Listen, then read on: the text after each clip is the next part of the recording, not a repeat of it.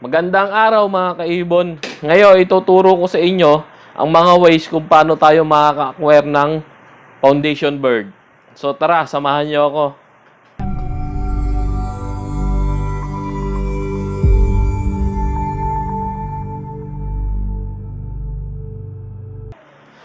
Bago natin simulan ng video, like and subscribe my YouTube channel para maging updated sa mga bago nating video. Isa sa mga ways mga kalapatids ay sumali sa mga raffle. Kung mapapansin nyo sa Facebook, nagkalat ng raffle birds. So, isa na dito yung nagpaparaffle natin kaibigan, si Baluarte Lop. Magaganda ang ibon nun, so nagbabouch ako para sa kanya. Sali na kayo sa raffle niya. Malay nyo, kayo ang manalo. And then yung mga awarding sa mga club, may mga raffle birds din po yun. So, attend lang kayo ng attend and malay nyo, kayo rin ang manalo. Tulad nung napanalunan ko, umattend ako nung MacArthur Awarding, nanalo ako nung Reggie Cruz. So, swerte naman, malapit siya rito. Nalaman ko yung line ng pinaraffle niya and mga line ng winner niya. So, ganun mga kalapatids. Ang isa pang way para magkaroon ng foundation bird is yung tulad ng pinag-umpisahan ko. Bumili ka ng mga ibon. I-research mo kung ano yung mga gusto mong ibon. Then, kontakin mo yung may-ari. And, pagbibigyan ka naman niya, merong ibang hindi nagre-reply pero kadalasan halos lahat nagre-reply. So, ganon. Gagamit ka ng pera para mabili mo yung gusto mong ibon. Mahabol ko lang pala yung sa pagbili.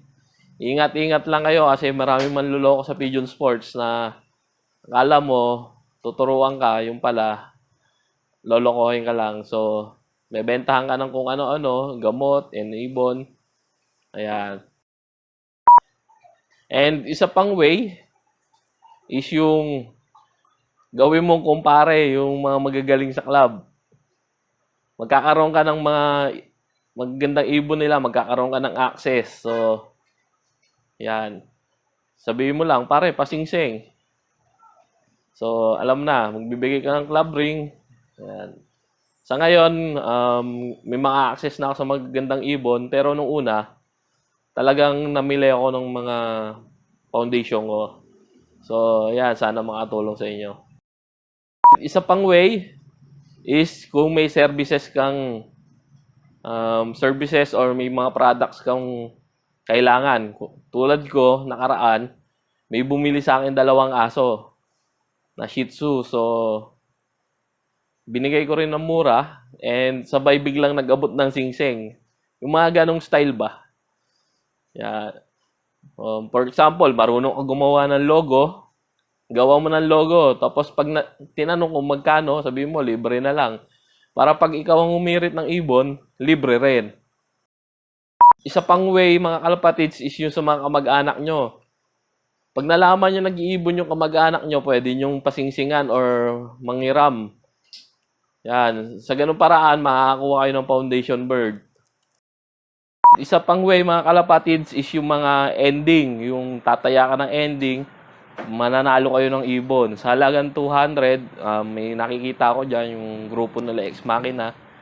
Ayan. Ayan yung mga nagpapataya ng ending. Yung halagang 200 mo is tatama ng ibon. So, isang magandang way rin yun kung kapos ka sa budget.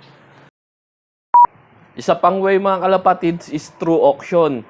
May mga nagpapa-auction sa FB at ibibid nyo siya. May starting bid tapos incrementation. So, yung increment, for example, starting bid is 2K. Increment ng 200. So, kada bidding, start ng 2K. Ang susunod, 2.2. 2,200. So, ayun yung style. So, nakatulong ka na. May magandang ibong ka pa. Kasi kadalasan sa bidding is may beneficiary. So, ayun. Isa pang way para magkaroon ng foundation bird is yung maging amuyong. Ito yung tinatawag namin mga amuyong sa Pigeon Sports. Yung mambuburaot, yan. Yung hindi pa niloload yung ibon, kukursunadahin mo na sabi mo, iuwi ko na yan, hindi, huwag mo na i-load.